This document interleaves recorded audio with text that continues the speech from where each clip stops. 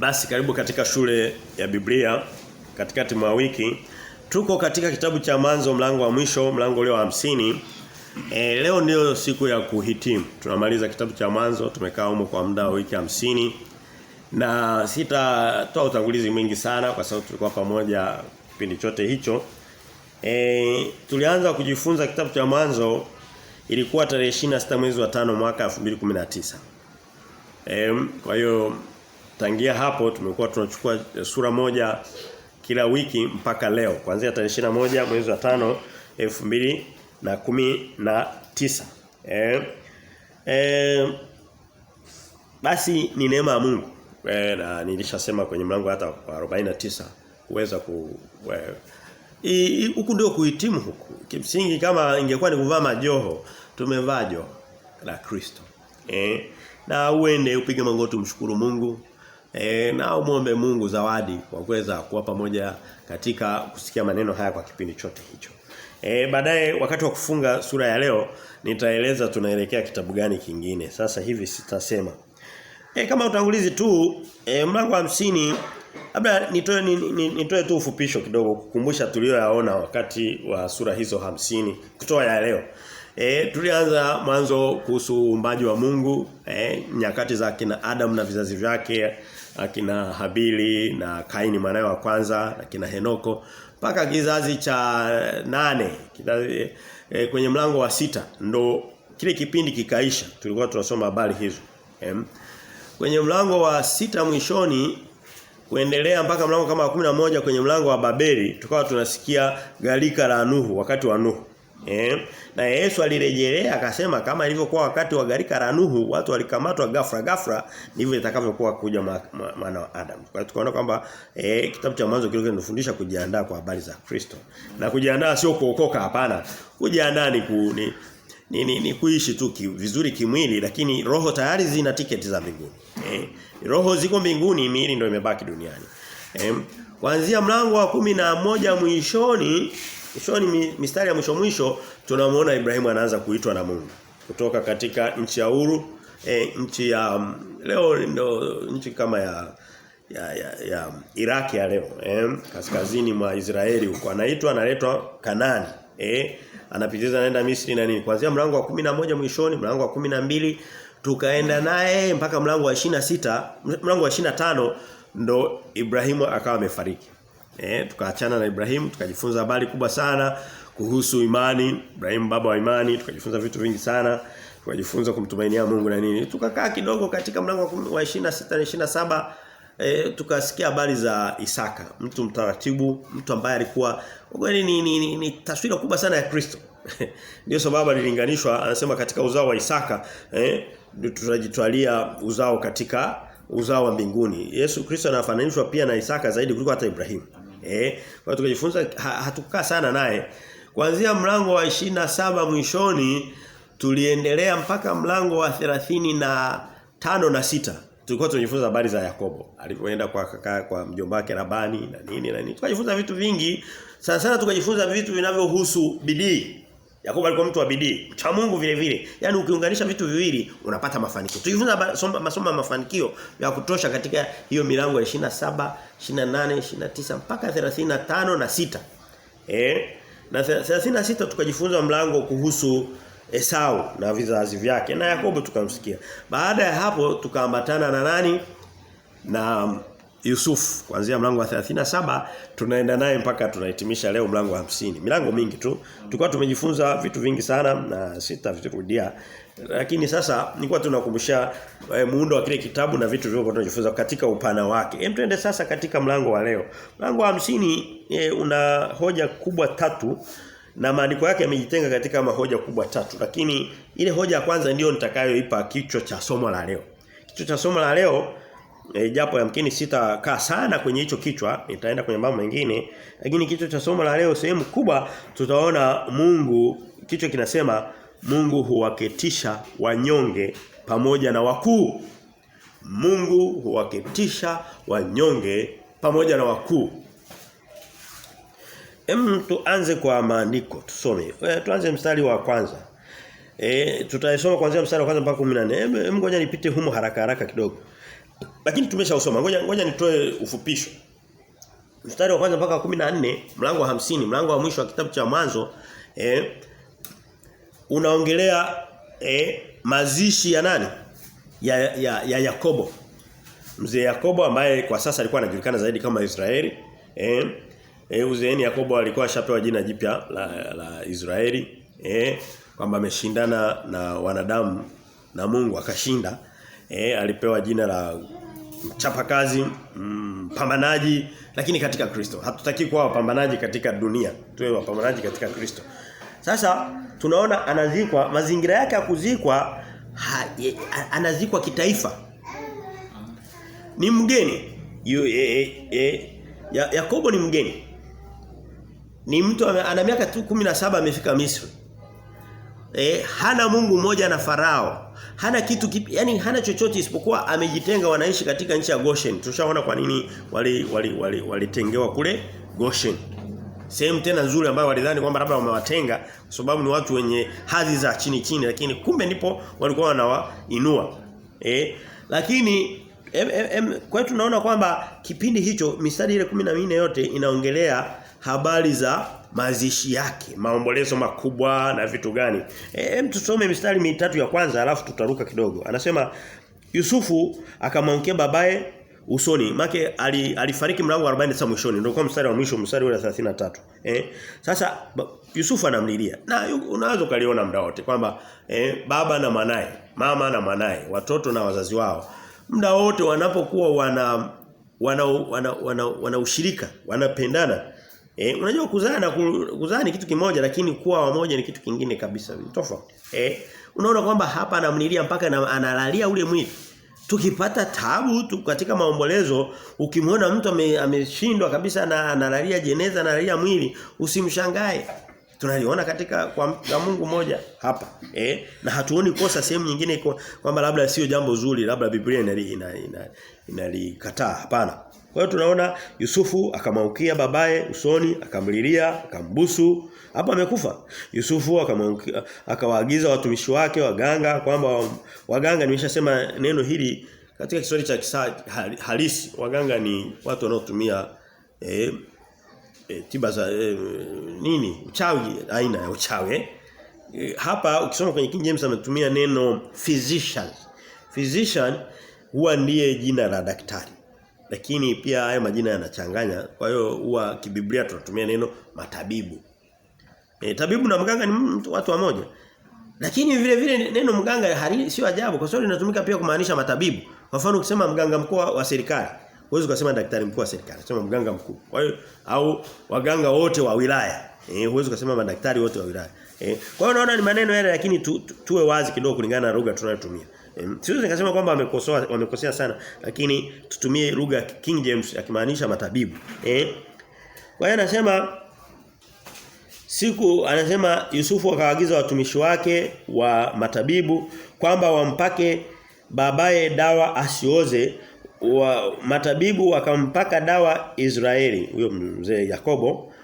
Siku zake 40 zikaisha maana hiyo hutimizwa siku ya kupakwa dawa, wa Misri wakamlilia siku 70.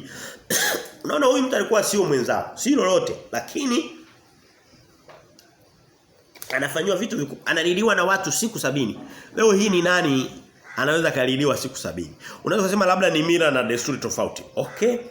Labda ni mila na desturi tofauti. Biblia haijatuambia chochote kwamba walikuwa na mila tofauti sana. Mila tunayoiona ilikuwa ni kupaka dawa. Siku hii kuna lugha ya kitaalamu inayotumika kwenye sio kitaalamu bali lugha ya kigeni. Kiswahili ni lugha ya kitaalamu vile vile. Sio tunakuza lugha za wanadamu wengine. Hazina tofauti. Lugha ya King James au ya Kiingereza ametumia neno to embalm.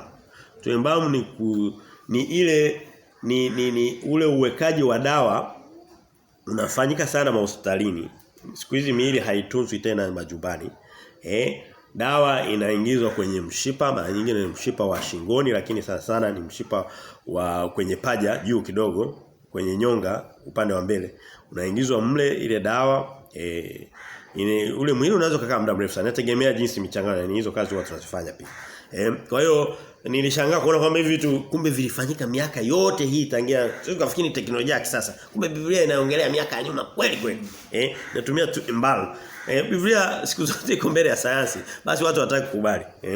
Ukienda katika kitabu cha Ayubu, sasa Ayubu anaongelea nyota za Orion. Zimekuja kusema na sayansi sio muda mrefu sana.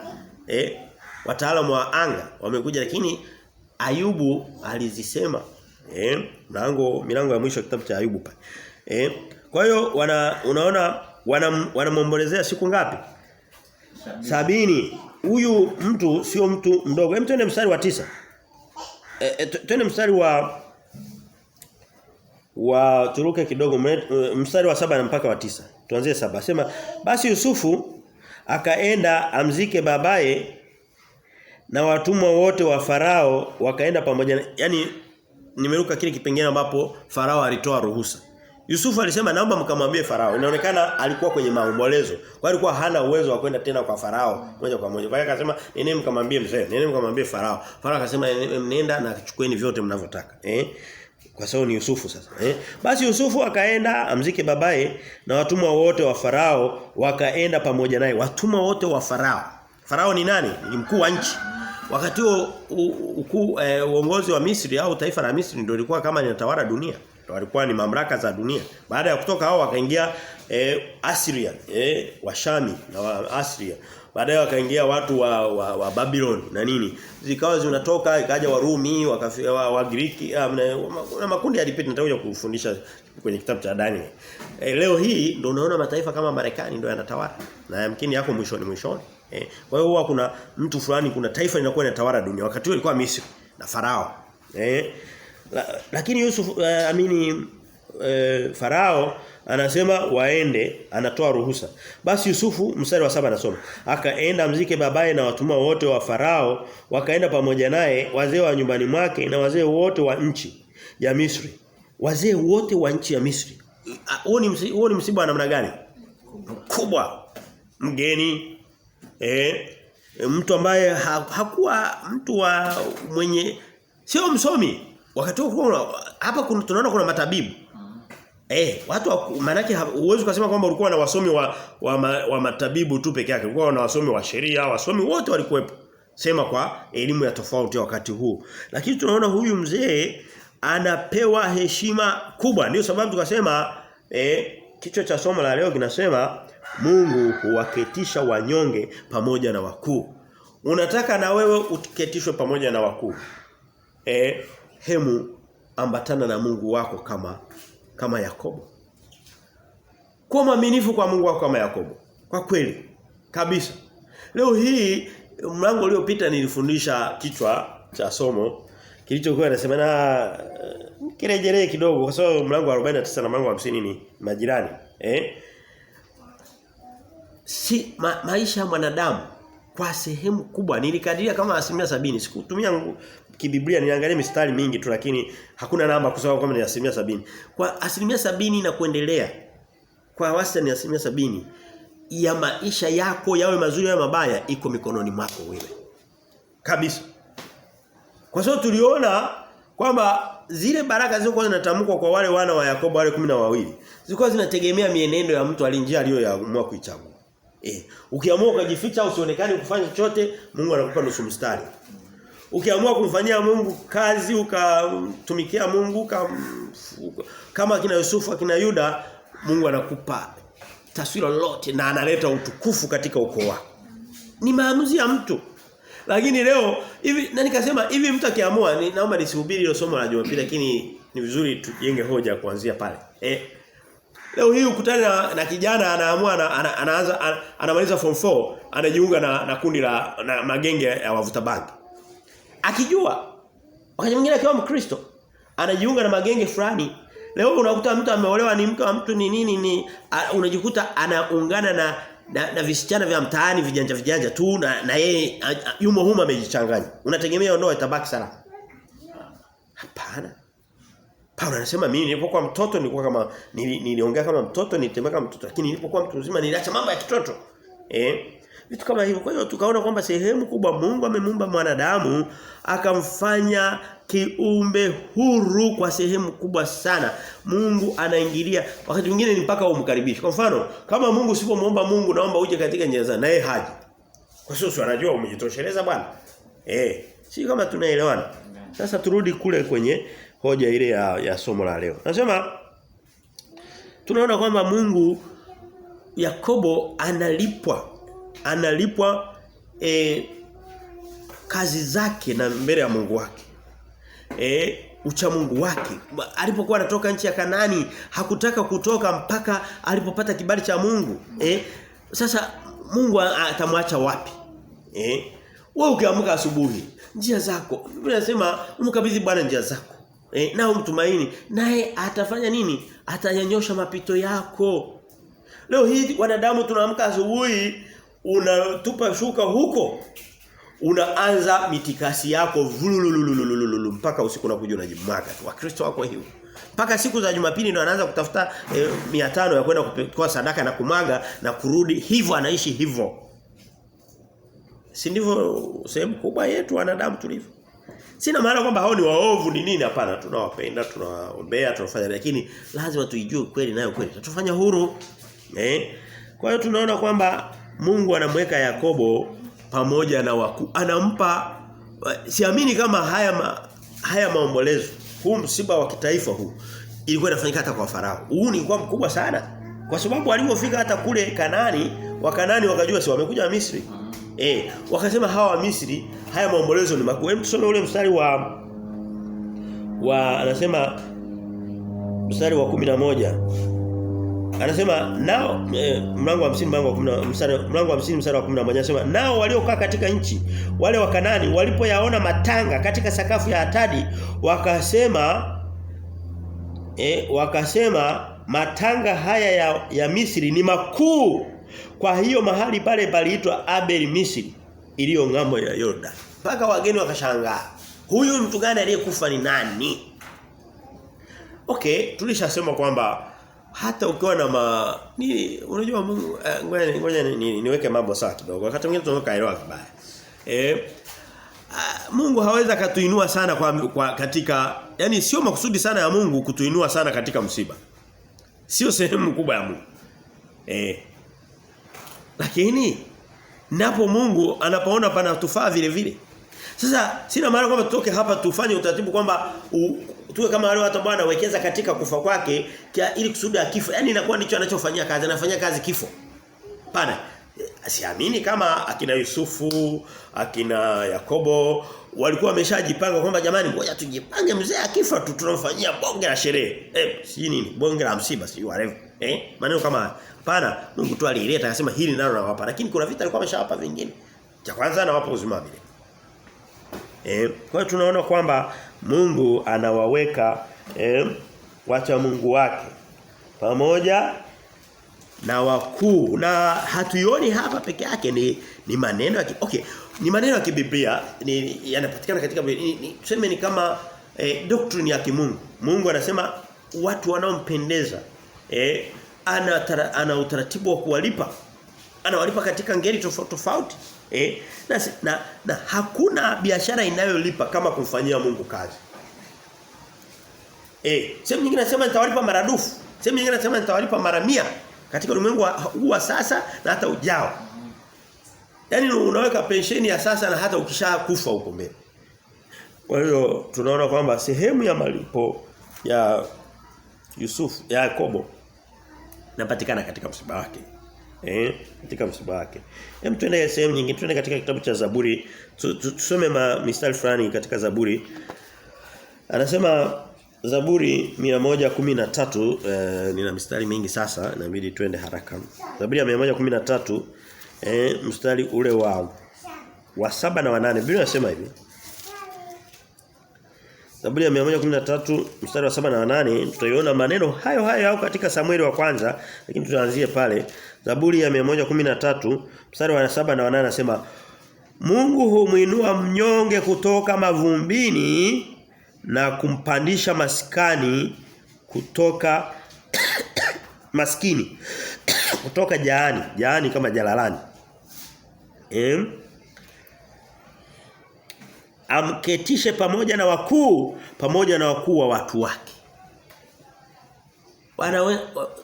Paulo anawaambia anasema mimi nilipokuja kwenu kuwahubiri wana wa Korinto hamkuwa watu wenye vyeo vikubwa, wenye fahamu kubwa, wenye ujuzi mkubwa, wenye hekima nyingi hapana. Anasema mlikuwa watu wadogo. Yamkini na sisi tuko hapa sio watu wenye vipimo vikubwa vya kidunia. Lakini kulingana na neno la Mungu anawaangalia watu walio wanyonge. Watu walio wamchao Mungu na ndiyo tabia ya hao watu. Anawaketisha pamoja na wakuu. Anawaketisha pamoja na wakuu. Nitaifafanua kwenye maisha yetu. Ngoja kwanza niwe kwenye mistari alafu tutarudi kwenye maana halisi katika maisha yetu kila siku alafu tutahama kutoka hapo. Twende katika kitabu cha tuko kwenye Zaburi, twende Ayubu. Kwa hiyo unaenda kushoto tu. Kitabu kinachofuata hizi kitabu za tenzi iko kama tenzi hizi. Au anasema Ayubu 36:7 Biblia inasema Ayubu 36:7 na kwa nini huwa tunaenda kwenye mistari mingine kama hiyo mara nyingi? Ni kuthibitishia sio wewe na kuthibitisha utendaji wa Mungu. Mungu huwa haongei kitu mara moja. Leo hii watu wakitaka kufundisha injili za uongo, anaenda anatafuta kipande kama mstari ambako yamkini kilikuwa anamaanisha jambo jingine, huwezi ukakapata kirudiwa sehemu nyingine, alafu anakuambia makusudi ya moyo wake. Ndivyo anavyohubiri Biblia. Anakuambia fungua Biblia unasema simetoka kwenye Biblia. Hapana, sisi unaenda uthibitisha hapa, unauthibitisha pale. Mungu ana tabia kurudia. Yesu alikuwa anasema amini nawaambia. Amini. Yaani alikuwa na tabia kurudia. Sasa anaisema katika Zaburi, anairudia katika sehemu nyingine na sehemu nyingi lakini nitasema sehemu 3 tu. Twende katika Ayubu 36 mstari ule wa 7. Anasema hivi, yeye hawaondolei macho yake wenye haki. Hawa ni akina Yakobo. Hawa ni mimi na wewe tukiamua. Na nadhani tumeamua. Kwa nini tuko hapa? Unajua inawezekana tusio watakatifu katika miili yetu kwa maana kwamba tukao wanakuambia tumeshakuwa watakatifu duniani, sijui tumetangazwa watakatifu, hapana. Lakini tunamfanana na Mungu. Mungu anakuwa anakata kichafu kimoja kila siku tunafika sehemu fulani, Biblia inasema tunamlingana Mungu. Tunamkaribia Mungu. Anasema nikaribieni mimi. Mlango wa 36:7 anasema yeye hawaondolei macho yake wenye haki, lakini pamoja na wafalme huwaweka. Yakobo kawekwa pamoja na wafalme, hajawekwa pamoja na mafarao hapa. Kawekwa pamoja nao. Twende tumalize mistari afu twende katika uhalisia wa maisha yetu. Yaani tuliingize katika maisha yetu. Twende katika kitabu cha Samueli wa kwanza, anasema kama alivyosema kwenye Zaburi pale. Anasema hivi, Samueli wa kwanza mstari wa 7. Mlango wa 2 mstari wa 7. Samueli wa kwanza 2:7 anasema hivi Bwana hufukarisha mtu naye hutajirisha. Hushusha chini tena huinua juu. Anaendelea mstari wa 8, humuinua mnyonge kutoka mavumbini, humpandisha mhitaji kutoka jaani ili awaketishe pamoja na wakuu. Unaweza kuendelea na kadhalika. Tunaona kwamba ni tabia ya Mungu. Anawachukua watu wacha Mungu wenye haki, anawainua. Unajua maana, twende sasa katika maana yake katika maisha ya kila siku. Leo hii unaweza uko hapa ukajiona labda njia zako zimefungwa, uwezo wako sio mkubwa na nini. Lakini ngoja niulize. Kuwa nao upata Yakobo, umetokana na Yakobo mwenyewe au umetokana na mwanae? Umetokana na mwanae Yusufu, si ndio? Wanafanya kwa ajili kimsingi wa sehemu ya Yusufu. Mungu anaweza akakuona wewe ulioko hapa, mimi nilioko hapa, akawaona labda hawa watu wamekuwa wadogo, labda walikosa fursa fulani, walikosa mambo fulani, walikosa viwanja vyao, nyumba zao, elimu zao, ndoa zao hazikufanikiwa kufanya nini, lakini Mungu akaenda akaviweka ndani ya mtoto wako. Akakuta labda hukufaulu darasa la 7 na form 4 na form 6 na nini, akaenda akachukua mtoto wako akamuinua akamweka pale ili kusudi na wewe unuke pamoja naye. Ndio tabia ya Mungu. Kwa hiyo tunaona kwamba jinsi utendaji wa Mungu, hiyo ndio naweza kusema hiyo application na si application kwa maana uhalisia wa lile jambo katika maisha yetu. Na wakati mwingine sio lazima apitie kwa uzazi wako, anaweza akapitia kwako wewe mwenyewe moja kwa moja. Na ukuu wa Mungu hatuna maana kwamba utoke hapa useme kwamba amemwinua, amemchagua, amekuwa labda waziri, amekuwa kiongozi mkubwa, hapana. Kwa Mungu uko tofauti, ni huu tunaoona kwenye Biblia. Mamlaka za dunia kimsingi sio ukuu mbele za Mungu. Bana. Mungu ana mamlaka yake, ana ufalme wake na utaratibu wake. Tuliona sina muda kwenda huko kwa sababu muda, lakini ndivyo alivyowafanya kina Daniel. Kina Daniel walimcha Mungu, wakakataa kuliabudu sanamu na nini, wakawa wameshapangwa kuuawa kabisa. Lakini Mungu akafanya utaratibu, akafanya njia mbalimbali, wakajikuta Daniel alikuwa mtu wa pili, kama haikuwa tofauti na Yusufu. Wakainuliwa katika ufalme wa nani? Wa Nebukadnezar. Hata walipokuja kina Dario, walipokuja kina wale waliofuata kina Belshaza nini, Daniel alikuwa juu na kina Meshach, Shadrach na Abednego wote wale. Ni kwa sababu gani? Walikuwa wacha Mungu. Akadhalika. Hiyo ndio ilikuwa hoja ya kwanza na tumeiona haikuwa ndogo, japo hii hoja inaweza kuhubiriwa na kanisa lote. Tatizo hawatatumia maandiko kama tulivyofanya. Atawaambia Mungu atakuinua na nini, lakini hata kupa misingi yake, hataenda kimaandiko. Hiyo sio ngumu. Twende kwenye hoja ambazo hazitahubiriwa kwenye makanisa. Twende kwenye hoja ya pili. Hoja ya pili inapatikana kuanzia mstari wa 15 mpaka 21. Inasema Ukristo sio jina bali ni kumfanana Kristo. Unaposema fulani ni Mkristo, maana yake ni mfano wa Kristo. Ni mfano wa Kristo. Mtu anaitwa kitu ambacho anakifanania. Sasa tunataka kujifunza kitu hapa na ingeweza kukaa humo sana, sijui kama nitakaa muda gani, lakini ni hoja nyingi sana ziko hapo. Ni hoja moja lakini yenye kuhitaji ufafanuzi mpana. Na ndio wito wetu jamani, naomba tusikilize. Wito wetu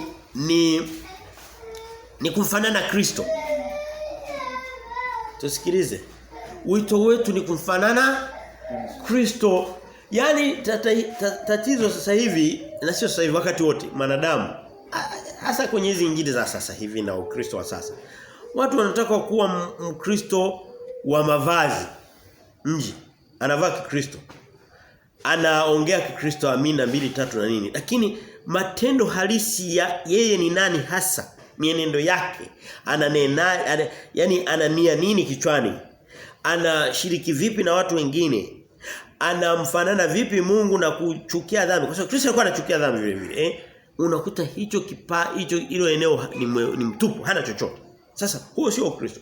Ukristo wetu, na hilo ndio hasa ni kitu ambacho tunatakiwa tukielewe kiende ndani, ni kule kujichimba ndani na kumfanana Kristo katika tabia zake, katika vitu vyake. Ndio maana ya kuitwa Mkristo. Mkristo. Mtu kama Kristo.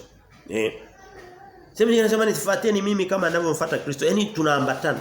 Leo hii ukienda kwenye mwenendo wa Wakristo, wa makanisa, na nitaenda kwenye hii hoja baadaye kidogo, utakuta ukiangalia mienendo ya Kristo, neno la Kristo, matendo ya Kristo, hoja zote za Kristo zikienda hivi, za kwao zinaenda hivi.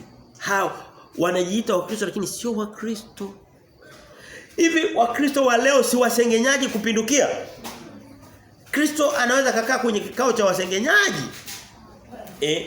Wakristo wa leo ni wenye wivu uliopitiliza, ndio sio? Mwenzake akipata chochote kwake kinamuuma kama anakaribia kupasuka, ni kama umechukua mikuki 10 umeichoma kwenye moyo mmoja. Hapa hivyo vitu ndivyo vya kuua kila siku. Tukaviua. Na jinsi tukishaviua Mungu anatupa vya kwetu. Sasa ndicho twende kwenye ile hoja tunayoona ya hoja ya pili, inasema Ukristo sio jina bali ni kumfanana, ni kumlandana, kumlanda Kristo, kumfanana Kristo. Tusome mstari, nimesema ni kuanzia mstari wa 15 mpaka wa 21. Nitaruka kidogo kwa ile mstari. Okay, tuisome ile mstari kwa sio mirefu sana. Kuanzia mstari wa 15 nasema hivi. Ndugu zake Yusufu walipoona ya kwamba baba yao amekufa, walisema labda Yusufu atatuchukia naye atatulipa maovu yetu tuliyomtenda. Wakapeleka watu kwa Yusufu kunena kwamba baba yako alitoa amri kabla ya kufa kwako, akasema mwambieni Yusufu hivi na kuomba uachilie ndugu zako kosa lao na dhambi yao, maana walikutenda mabaya. Sasa twakuomba utuachilie kosa la watumwa wa Mungu wa baba yako. Yusufu akalia aliposema naye mjumbe alikuwa ametuma. Naendelea mpaka mstari wa 18 anasema nduguze wakaenda tena wakamwangukia miguu wakasema tazama sisi tu watumwa wako. Mstari wa 19 Yusufu akawaambia msiogope, je mimi ni badala ya Mungu? Nanyi kweli mlikusudia mabaya bali Mungu aliyakusudia kuwa mema ili itokee kuokoa taifa kubwa kama ilivyo leo. Basi sasa msiogope, mimi nitawalisha na watoto wenu, akawafariji na kusema nao vema. Tunaona taswira ya Yusufu dhidi ya hao ndugu zake waliokuwa wamemtenda mabaya. Tunaona anawatendea kama Kristo. Ndio sio? Anawatendea kama ndivyo inavyotupasa kuwa. Na mimi nayo nena na ninyi sio kusema kwamba ni mtaalamu kwamba ndo najua sasa ndo nawafundisha ninyi, hapana. Ninajifunza hivi kila kukicha. Yaani natakiwa mwaka 2022 mwaka mmoja baada ya hapa niwe namkaribia huyu Yusufu, kimsingi nikiwa namkaribia Kristo kuliko nilivyo leo hii. Kila kuitwapo leo. Ndugu zake unajua na hii inatokea na hii tujifunze. Nilitaka kulifanya somo lakini nilitaka kuifanya hoja na nikaona sina muda wa kuifanya hoja. Tutaifundisha. Kuna tabia unakuta kuna ukoo au kuna familia inakuwa imeshikana wakati mzazi bado yupo. Yakobo. Baada ya kufa wanaanza sasa yani vyote walivyokuwa wamevificha vinaanza kufanya nini? Kuibuka. Sasa vijana hawa ndugu zake hawakuwa vijana. Wakasema mzee ashakufa ameondoka sasa. Yusufu ndo anaenda kutumaliza sasa. Inawezekana ule wema kutupokea na nini alikuwa anafanya kwa ajili baba yupo. Jamani imetupasa pia. Hilo halikuwa somo lakini niligusa. Kuhakikisha hasa tukiwa kwenye nafasi ya wazazi kuwatengeneza watoto wetu kiasi kwamba hawahitaji kuwa wamoja iwapo wewe upo. Unajua mimi na wewe hatakuwepo milele. Unajua kitakachokuwepo milele ni nini? Neno la Mungu. Walishe neno la Mungu ambalo wakati litadumu nao mpaka watakapoondoka wataliacha. Au watakutana nao mbele ya safari. Kwa hiyo walikuwa na sababu ya kuwa na hofu. Lakini walikuwa wanamhofia mtu ambaye ni taswira ya Kristo. Kwa hiyo unaona mtu angalie vipengele vitatu vifupi. Vilikuwa virefu lakini nifanye vifupi kidogo. Vinavyomuonyesha Yusufu mwenye taswira ya Kristo ambayo ndo na sisi tunajifunza tunaipambania tuilingane. Tumlingane Yusufu, tumlingane Kristo. Na tulishaona tangia kwa mlango wa 37 kule kwamba tuliwahi kufananisha Yusufu na Kristo mara nyingi sana. Tukaona na sababu kwa nini Mungu wakati mwingine anamfananisha na Yesu aliwahi kumfananisha na Elia na nini. Mungu anakuwa anataka kutuonyesha kwamba tuna uwezo pia wa kutoka kwenye ubinadamu wetu na kumlingana Mungu na kukaribia. Mungu hataki akae huko akiwa mtakatifu, watu wake wakae huko akiwa waovu. Hapana. Anataka tukaribiane. Kwa hiyo ndio sababu wakati mwingine anatumia taswira za wanadamu kama kina Yusufu ili kusudi tukiwafanana basi tutakuwa tumefanana na Kristo wetu. Tusome mstari ule wa tuone kitu cha kwanza kinachomfanya Mkristo Yusufu Mkristo halisi ambayo ndo natakiwa mimi na wewe tujifunze. Kitu cha kwanza ni kulipa kisasi. Tusome mstari ule wa 19. Anasema hivi, mstari wa 19. Anasema Yusufu akawaambia msiogope, je mimi ni badala ya Mungu? Wao walifikia wasema usitufanye chochote, usituumize, usitulipe. Yusufu akasema mna wasiwasi wa bure bwana. Kwani mimi ndiye Mungu? Unajua Yusufu alichokuwa anamaanisha ni nini? Alikuwa anamaanisha kwamba mimi sio mlipa kisasi. Mwenye kulipa kisasi huwa ni Mungu. Akiona makosa yenu yanastahili kulipwa, atawalipa. Kwa sababu mimi siwezi nikamsemea. Ndicho anasema kwamba hivi vitu ni vya Mungu, mimi simo huko. Leo hii wa Kristo tuna tabia ya kutaka kulipa kisasi. Na wakati mwingine ndio unajua kuna mambo mengine ambayo yanakuja kwa kiasili. Unajua tuna asili kwamba ikifika jioni saa 3 saa 4 hivi uanze kupata usingizi. Hiyo ndio maumbile ya mwanadamu. Ni maumbile. Ikifika saa 6:30 mchana unasikia tumbo tayari ishaanza kudai. Ni maumbile. Vile vile mwanadamu mwenye tabia ya asili mimi na wewe, huu mwili huu unaoharibika wa damu na nyama huu una tabia ya kutamani kulipa kisasi. Sasa ni mpaka tutakapomvaa Kristo. Kumvaa Kristo ni nini? Sio kusema nimemvaa Kristo kwa maneno, hapana. Ni kusoma maneno yake na kuyaingiza kwenye moyo wetu na kuyashindilia mle. Ndio maana yake. Na sio uyasikie siku moja akakubadilisha, hapana. Unasikia leo na kesho na siku nyingine. Kila ipatikanapo nafasi. Unasema sasa mimi mambo ya kuwafundisha watoto vijana, hapana. Mungu anataka hatua zote. Ndio sababu ndani ya kanisa Mungu anasema anataka watoto, anataka na watu wazima vile vile. Kila mtu ana kipande chake Mungu anamtengenezea. Kwa hiyo mtu tusome. Kwa hiyo anasema msiogope, mimi siko katika nafasi ya Mungu. Mimi maana yake alikuwa anawapa wao walikuwa wanaogopa Mungu, alikuwa anaogopa Yusufu. Walikuwa wanaogopa Yusufu, si ndio? Anasema mimi msiniogope. Kama ni kuogopa muogope Mungu wenu. Mimi sipo. Leo hii ndivyo unatakiwa uwe. Mtu anaenda kufanya kitu kibaya. Sawa? Unamwambia Mungu, hiki kitu sio kusema kwamba kila neno baya tulipokee tufanye, hapana. Ukilipokea unalikabidhi kwa Mungu. Unasema Mungu, hili ni la kwako. Nimeonewa, nimetendewa hiki na hiki na hiki, Mungu shughulika nalo. Wakati mwingine unaweza kumuomba kwamba Mungu naomba unitendee, lakini usikitende wewe, kifanyike kwenye mkono wa Mungu. Kwa hiyo Yusufu anawakumbusha kwamba mimi sio Mungu, sio mlipa kisasi. Tuende katika kitabu cha Warumi, tutasoma mistari michache sana kwa ajili ya muda, tuone maana ya kuwa Mkristo. Maana ya kuwa Mkristo ni kutokulipa kisasi. Na vitu vingine lakini tunavyopata katika sura ya leo. Kwa hiyo hata maliza vyote. Tutasoma vitatu vilivyopatikana katika sura ya leo. Warumi mlango ni kama ungekuwa msomaji mzuri wa Biblia na nakuomba ujifunze. Nikishasema Warumi na mambo ya kutokulipa kisasi, mtu anatakiwa aende moja kwa moja mlango wa 12 mstari wa 19. Yaani hivyo ni vitu ambavyo nataka vikae kwenye vidole. Fingertips wanasema. Mlango wa 12 Warumi 19 na 20 anasema hivi. Warumi 12 kuanzia 19 anasema wapenzi msijilipize kisasi bali ipisheni ghadhabu ya Mungu, maana imeandikwa kisasi ni juu yangu mimi nitalipa, nena Bwana. Lakini adui yako akiwa na njaa, tutaiona baadaye, anawalisha. Sitaji kurudia mstari, ngoja ni usome kusudi tutakapoenda kwenye kipengele cha kuwalisha na yeye anakifanya kama Kristo. Anasema lakini adui yako akiwa na njaa mlishe, akiwa na kiu mnyweshe. Maana ufanyapo hayo utampalia makaa moyoni kichwani pake. Makaa ya moto kichwani pake. Usishindwe kwa ubaya bali ushinde ubaya kwa wema. Na maneno haya ni rahisi kuyatamka mdomoni, ukaona kama vile kimsingi hayatekelezeki. Nikiri katika maisha ya kila siku. Ila ukiyapokea kwa imani, ukayapokea kwa hofu na kutetemeka, ukayasikia leo, ukayasikia kesho, ukayasikia sehemu nyingine, ukayapa muda. Watu leo wanataka apande leo avune leo. Anasema mstari nataka ni hapana. Unaweza kujikuta unavuna baada ya miaka mitatu. Mimi kuna mwembe huko hapa. Ni upande mwaka 2011 sijala maembe mpaka leo na sina mpango wa kukata.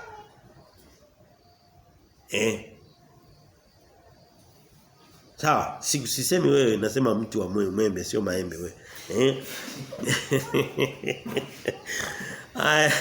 Nono umeniangalia sana Amina. Kwa hiyo tunaona kwamba haya maneno ya kutokulipa kisasi sio mepesa. Wewe mtatoke hapa akufanyie kitu kibaya. Juzi kuna mama mmoja sijui alienda akamwonea akamuzi ni vitu hivi viko kwenye habari kila siku. Ndivyo sasa hivi ndivyo vinavyouza habari. Mtu asiposikia anaona anashangaa jamii imekwaje. Anaenda akamkamata mwenzake si akamfungia ndani akamchoma. Hapa jirani mitaa Makabe. Matendo ya namna hiyo ndio na wale watu ni Wakristo, aliyemchoma wenzake, aliyechoma ni Muislamu, aliyechoma yule binti ni Mkristo. Kwa majina angalau. Sasa hiyo ndio tabia ya asili ya mwanadamu. Usipofanya kama hivi tunavyofanya, tunakuja hapa tunasoma maneno, tunasoma Mwanzo. Mimi na somo kama hili tumelisoma mara ngapi? Ndani ya kitabu cha Mwanzo tumesoma mara nyingi tu. Leo tunafanya kurudia tu. Sasa sitaki kukaa huko. Kwa hiyo alikuwa sio mlipa kisasi na tunaona kwamba ni maelekezo ya Mungu. Anasema ukiona kuna mtu anakusumbua afanya nini? Mwambie Mungu. Mungu naye ni msikivu. Sema pia tunamwambia Mungu tunataka Mungu kamata yule funga. Mwambie Mungu mimi huyu kanifanyia hiki na sio unamwambia kwamba haoni hapana ni kufanya tu ushirika lakini anasema njoni mbele yangu anasema reason with me niambieni shida zenu nizifanye sio nazijua lakini niambie Mungu anasema katika kitabu cha Isaya mlango wa 1 kwa hiyo Mungu ndio mlipa kisasi katika kitabu cha Ibrania tutafunga hiyo hoja ya kwanza ya tabia ya Ukristo ambayo ilikuwa hoja ya pili lakini na vipengele vidogo vidogo twende katika kitabu cha Ibrania mlango wa 10 mstari wa 30 twende haraka kabisa muda umeshasogea sana kabisa Ibrania 10:30 Biblia inasema hivi Ibrania 10:30 Biblia inasema hivi maana twamjua yeye aliyesema kupatiliza kisasi ni juu yangu mimi nitalipa na tena Bwana atawahukumu watu wake. Mungu alisema mimi nilisema kazi hiyo sio ya kwenu ni ya kwangu. Kazi ya kulipa kisasi ni nini? Ni ya Mungu. Lakini Wakristo wanaoamka wanaoshinda makanisani Jumapili mpaka Jumapili neema Bwana haya mambo hawezi kuyajua ni mpaka yapite katika ufahamu kama Bwana ingekuwa inayatibu basi Mungu asingeandika Biblia je kati ya Biblia na hizo Bwana ni nani ametunga ni ipi imetungwa na Mungu Biblia ya Biblia ndio imetungwa sasa lakini hizo zimetungwa na wanadamu anakuambia tunaenda kumfanana Kristo kwako Bwana mpaka inauzi inakuwa hivi kabisa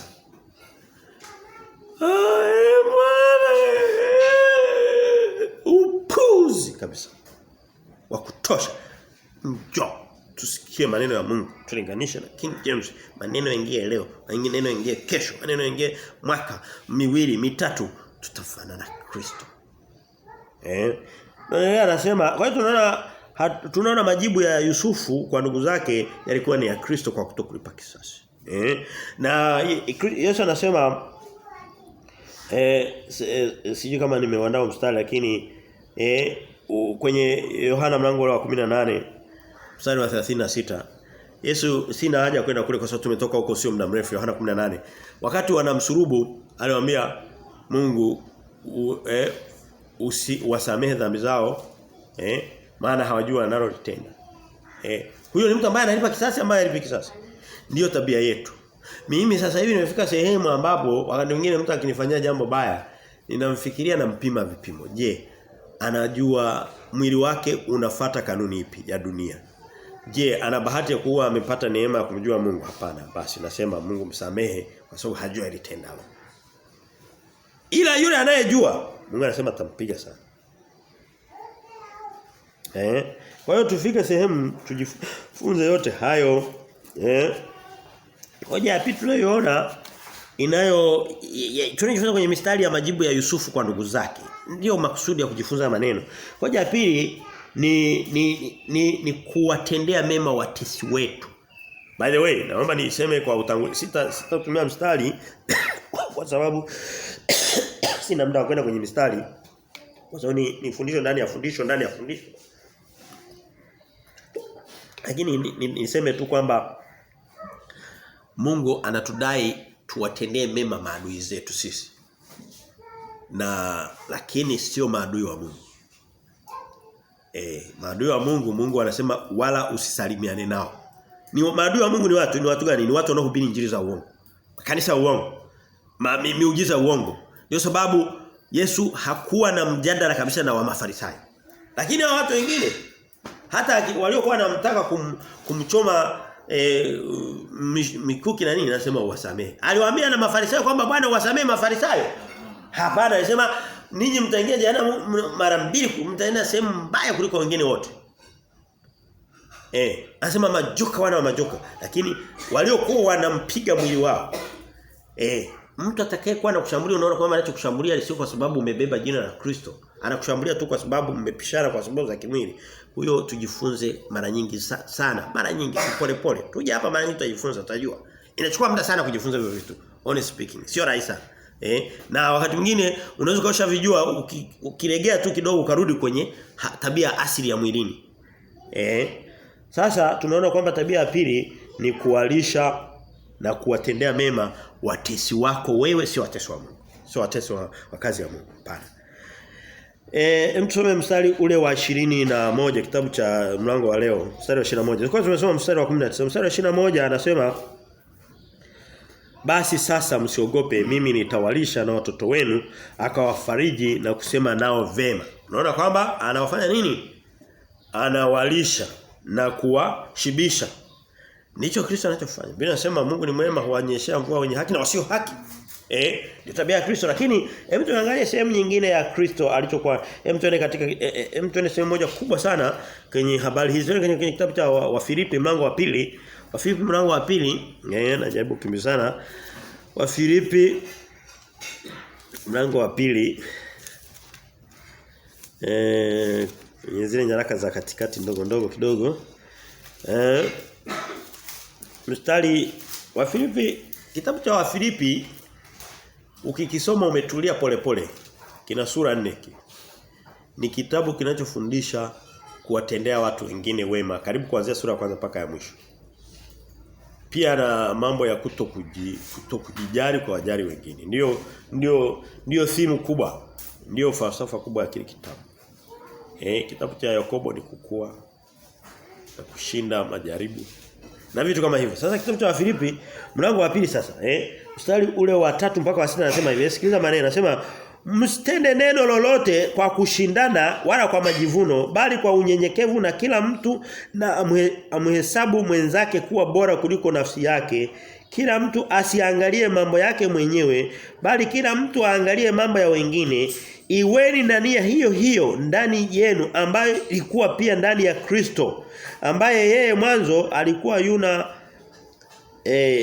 yuna namna ya Mungu, naye hakuona kule kuwa sawa na Mungu kuwa ni kitu cha kushikamana, yani kuachia, kukubali kupoteza. Ndio maana yake. Tunaona kwamba ni hoja zinafanana, ni kutokulipa kisasi, lakini juu ya kutokulipa kisasi ni kuwatendea na mema sasa. Maana kutokulipa kisasi ina maana kwamba unaweza usimfanyie kitu kibaya, lakini wala usimfanyie kitu kizuri. Sasa Mungu anasema hapana, tufike sehemu fulani tutoe nini? Tufanye pia na kitu kizuri juu yake. Najua ni jambo gumu sana kulielewa, na usishangae kusema kwamba halieleweki ukasema mimi basi ni mdhambi wa ajabu. Hapana, muda wake bado. Hivi ni vitu sio rahisi sana. Hii ni injili ya ndani. Sio kusema kwamba nafundisha injili na hapa nawasomea mistari ya ndani. Lakini sikia leo. Hutafanana hivyo kesho na kesho kutwa. Utasogea tu pole pole. Ila ukiacha kusikiliza utarudi kule kule. Ukiacha kusikia maneno.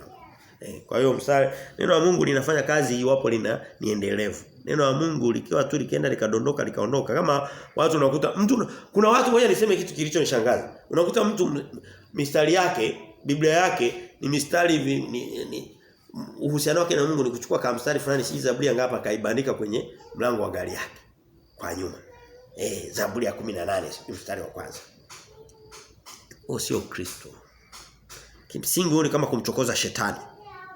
Ni kama mstari kali kama mstari si kama nani? Sio Biblia si ni silaha, si ndio? Ni upanga wa roho. Si ndio? Ndio neno la Mungu. Hivi wewe ukaenda ukabandike pale.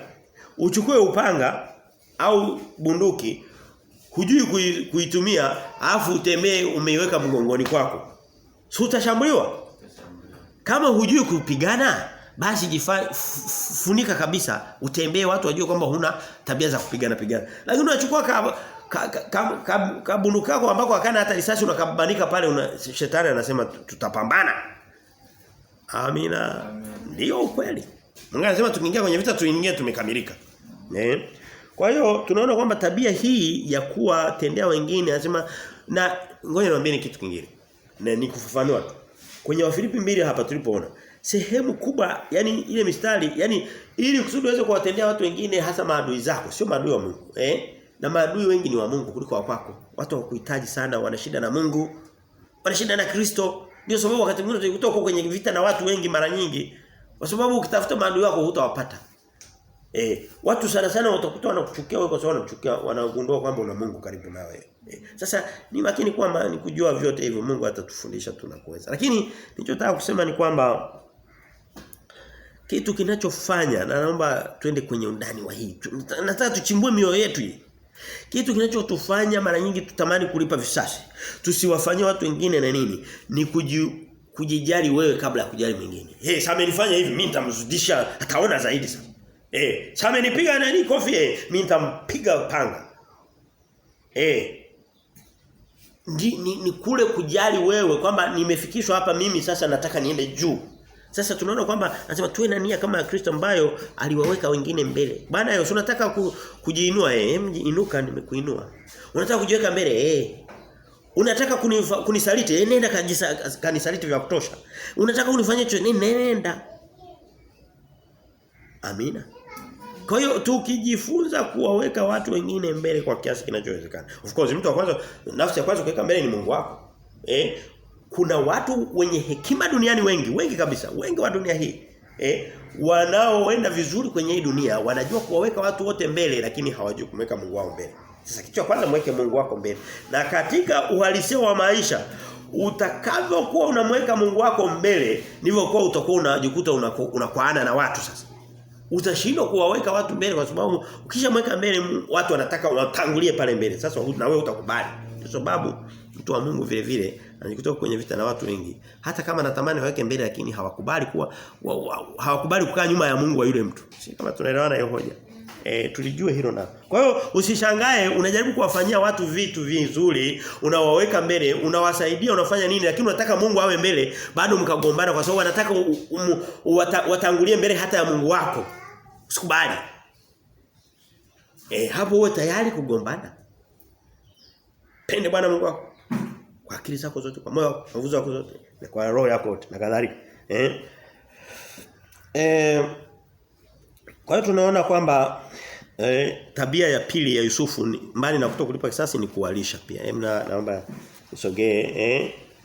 Kwa hiyo Ukristo wetu sio kunena kwa lugha, Ukristo wetu sio kuvaa nguo nzuri za Kikristo, Ukristo wetu sio yote hivi leo hii sio kusema Bwana asifiwe. Leo hii kipimo cha Wakristo ni kusema amina na Bwana asifiwe. Ndio sio? Aje tujipime jamani, sio kwenye mizani tujue. Tusisubiri tupimwe. Anasema lazima tujichunguze kwanza, subiri kabla hatujana nini. Petro anasema leo Ukristo wa watu ni kuona ni kiwango gani anachoweza kusema amina Bwana asifiwe na nini maneno kama haya. Hapana, Kristo ndo hizi tabia za Yusufu. Na kuendelea mbele zaidi, hoja ya tatu tunayoona ya tabia ya Yusufu, na niwaambia kwamba kipengele cha pili kitakuwa kikubwa zaidi. Japo kimekuja cha pili kwenye mtiririko wa maandiko. Ni kujitoa nafsi yako. Inafanana na hivi vitu vyote. Kuwa tayari wewe ujitoe ili kusudi watu wengine wafanye nini? Wafaidike. Ndiyo tabia ya Kristo kuutoa uungu wake, kutoa sifa na utukufu wake na kuachia kitu cha enzi katika ule muda na nini. Japo alikuwa amekishika bado katika uungu wake. Ili kusudi mimi na wewe tupone. Ndiyo tabia. Tusome mstari wa 20 ule kwenye turudi katika kitabu cha Mwanzo, mlango ule wa mwisho tuliofungia.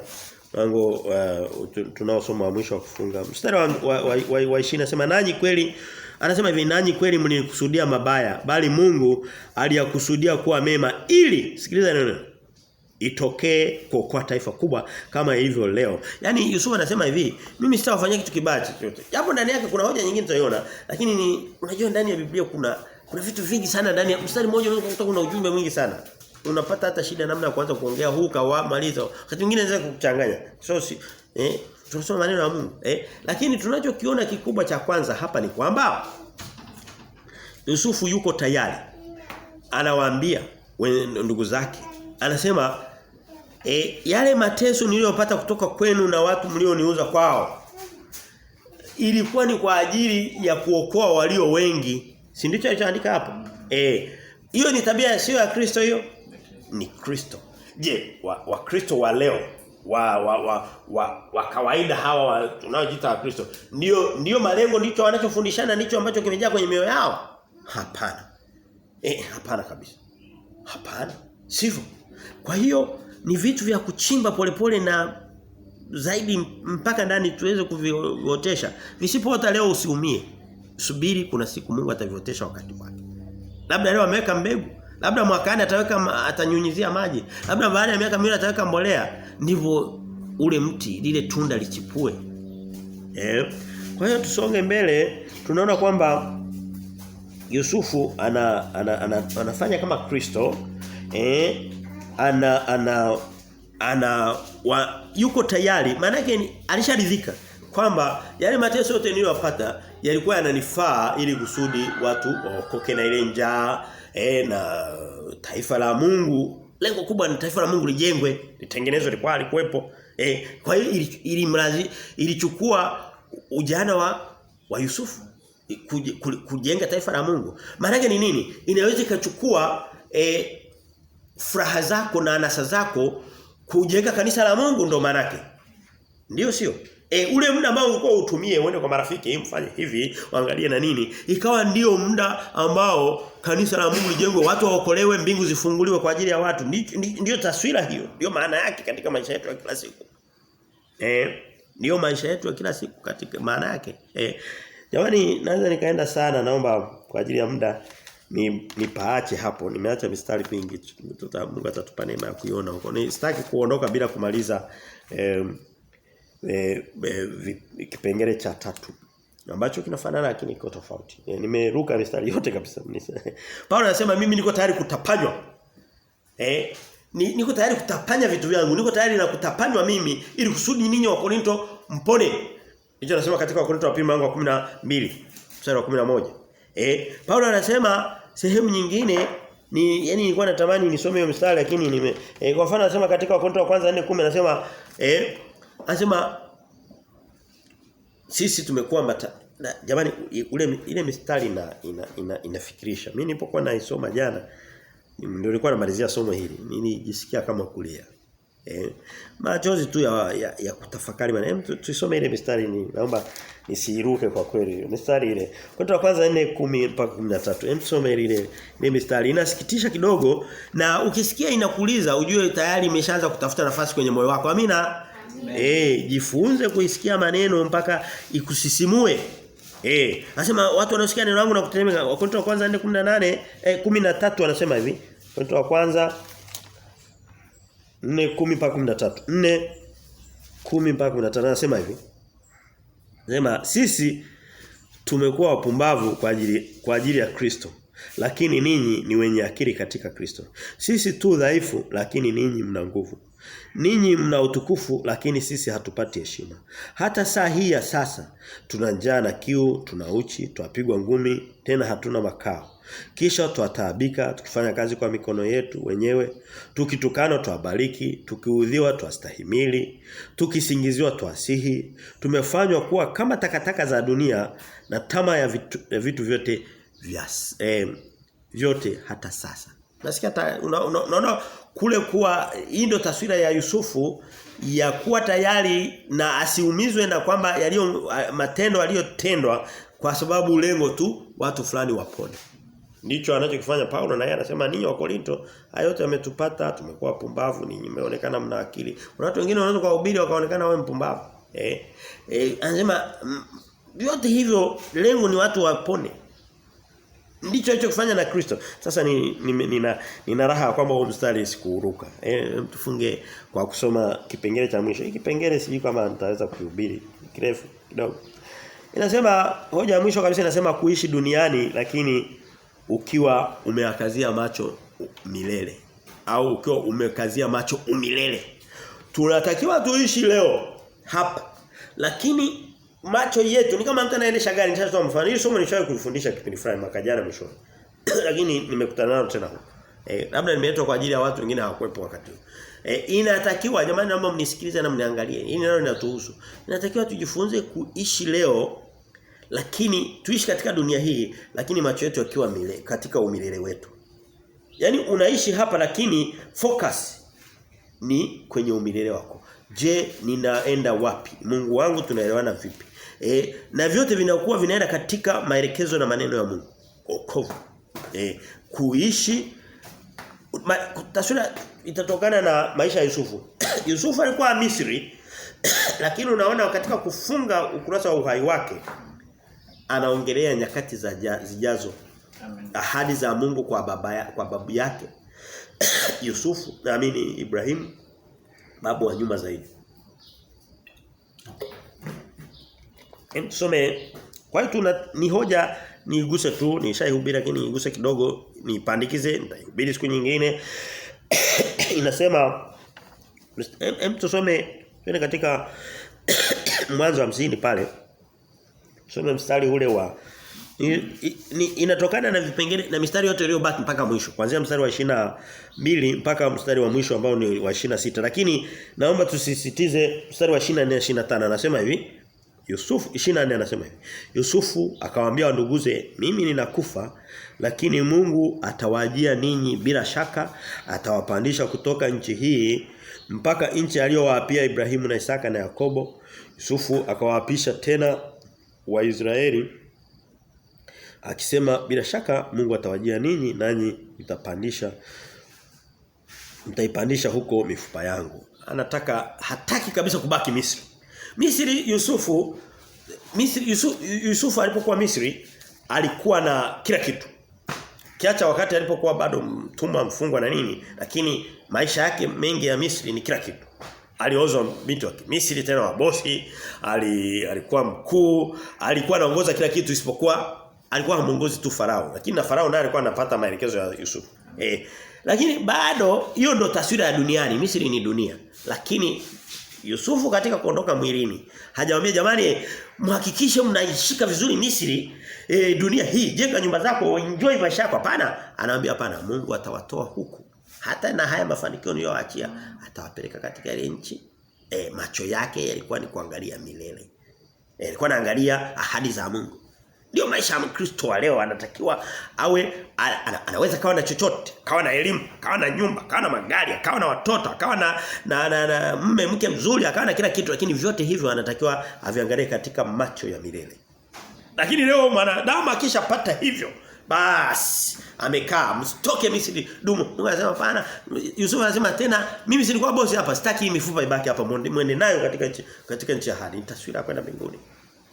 Naomba ningeweza kusoma sehemu mistari mingi. Labda nilikuwa na mistari mingi. Naomba mniruhusu niisome jamani.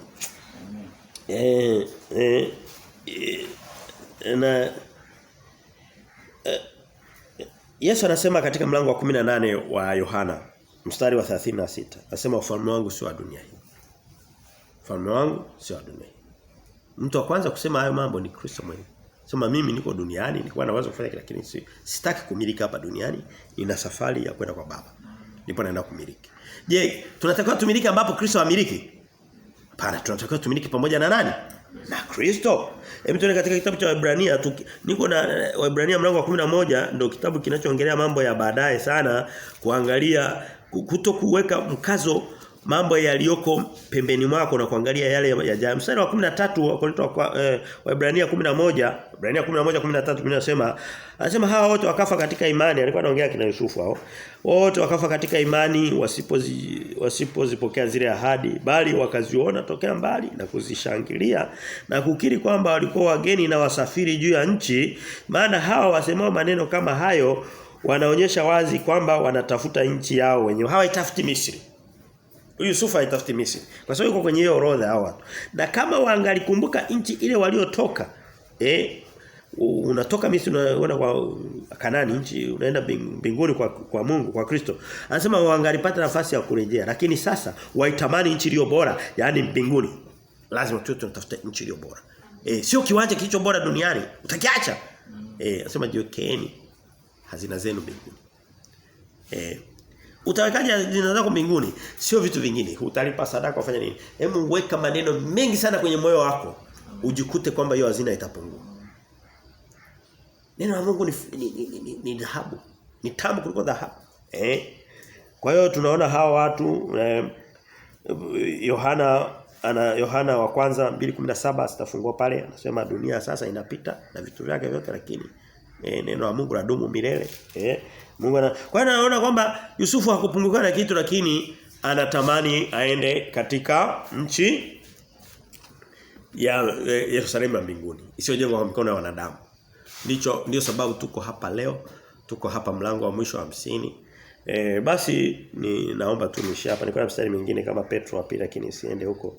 Na labda ni Wakorintho wa kwanza mlango wa 15 mstari wa 19. Twende pale. Huo mstari kwa si huko umeshikana sana, sitauacha kusoma. Wakorintho wa kwanza 15:19 anasema hivi. Huu mstari tuliusoma lakini turudie zamani zile. Wakorintho wa kwanza 15:19 Biblia inasema, na huu ndio mstari wa kufunga kabisa, sitaongeza tena. Anasema Wakorintho wa kwanza anasema hivi, kama katika maisha haya tu, anasema kama katika maisha haya tu tumemtumainia Kristo, sisi tu maskini kuliko watu wote. Manake anasema hivi, kama safari yetu inaishia Misri hapa duniani, tukala, tukanywa, tukajenga nyumba, tukapata mamlaka, tukafanya nini, lakini tukawa hatuna uhakika wa wokovu, hatuna uhakika wa thawabu tutakazolipwa na Kristo kwa kazi yake, kwa kupeleka injili na nini, anasema tumepata hasara kuliko watu wote. Manake huyu mtu habari zake haziishi hapa kulingana na ile neno, zinaenda mpaka milele. Tunaishi duniani lakini macho yetu tukawa yamekaza milele. Mfano wake tunaweza kusema ni kama mtu anaendesha gari, unatakiwa uendeshe gari usiangalie mbele ya tairi. Unatakiwa uangalie kule meta kama 100 kitu kama kuanzia meta 5 na kuendelea mbele, ndipo utakuwa salama. Lazima tusiangalie hapa, tuangalie milele. Macho yetu yakae mbele siku zote, tumwangalie Kristo aliyetangulia. Basi hiki ndicho kitabu cha Mwanzo kilipoishia hapa mlango wa 50. Mungu amekuwa mwema kwetu, akatujulisha yote haya, tukifunga hiki na tutakapokutana wakati mwingine tutaendelea katika kitabu cha Kutoka. Kitabu kinachofuata tutaanza habari za kina Musa na yale maisha ya jangwani yale. Itakuwa ni kitabu kizuri sana. Mungu abariki sana. Kristo tunakushukuru kwa neno hili. Asante kwa neema na fadhili zako. Asante kwa kutupenda tena. Bariki watu wako, bariki kazi yako. Tuongoze Mungu. Tunakushukuru kwa kutupenda Kristo katika jina lako Baba, Mwana na Roho Mtakatifu. Tumenyote na kupokea. Amen.